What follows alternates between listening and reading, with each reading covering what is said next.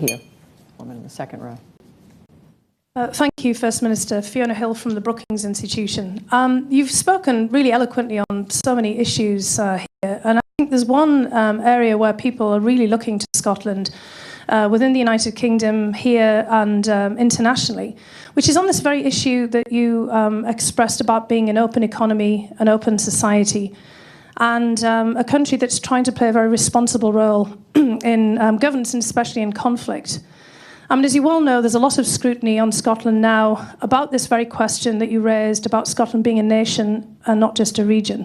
We have elections coming up in Spain at the end of this year where the question about Catalonia and its independence will be raised. And in fact, the conflict between Russia and Ukraine is on what is a region and what is a nation. And I think that the question that you heard earlier was really getting at that rather than just at the legitimacy. It's how in a modern era where you have so much immigration, as you said, Scotland has a lot of immigrants, a lot of people who wouldn't hail back to Ayrshire or Orkney or anywhere. And Scots have a migrant nation themselves in the United States and all over England as well. It's not just the Scots who were born recently, but many generations of Scots have moved about for hundreds of years. How in this modern age where it's very difficult to define a nation, it's not just on language anymore, can Scotland actually play a role as a model of how to resolve many of these conflicts and deal with these issues of governance? And one of the big issues in the United Kingdom itself is, I think there's been a lot of concerns in Ireland and in Northern Ireland about the future of the peace process and what would happen if Scotland did become independent. So I'm just really wondering how you can address this issue. It's not just a question of being a nation. What does a nation mean in a modern context, and how can Scotland really actually be a model for a lot of these other conflicts globally?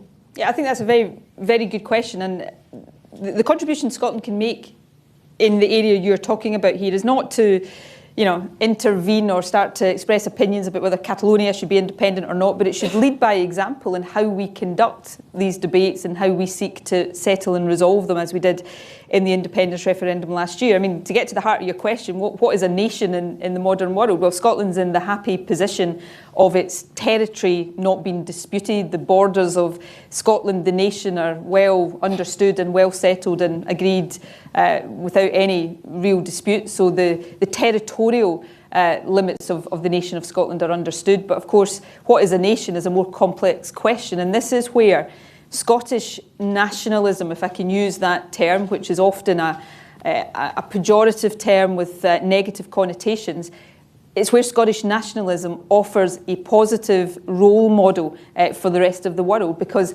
my definition of what it means to be Scottish, I mean, the nation, the territorial limits of the nation are well defined, but what it means to be Scottish, in my view, is whether or not you choose to live there. So if you choose to live in Scotland, if you choose to make Scotland your home, it doesn't matter to me whether you come from England, the United States, Pakistan, India, Poland, or any other part of the world. If Scotland is your home, if you live there, if you work there, if you make a contribution, you are Scottish and have as much right as I do to influence the future.